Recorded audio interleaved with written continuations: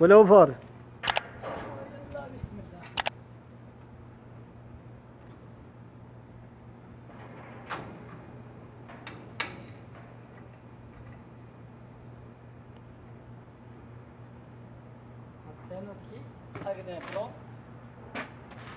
इसमें बचने का कोई चांसेस होगा?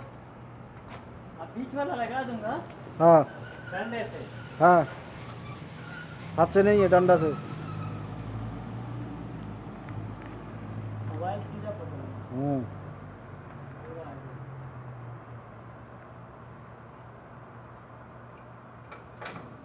यार ये फ्यूज इसमें बहुत अजीब तरीके से पड़ जाता है।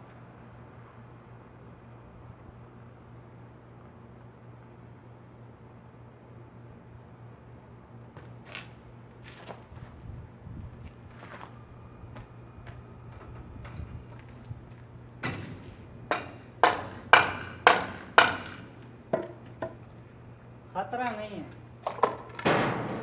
खतरा नहीं है नहीं है, तुम्हारा बस सिफ्टी से लगाना, बस इतने। खतरे का पता नहीं लगेगा।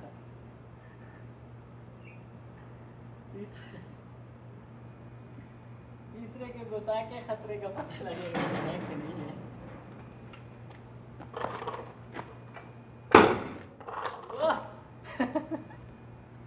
मुकम्मल खतरा है मेरे भाई, खतरा मुकम्मल खतरा है।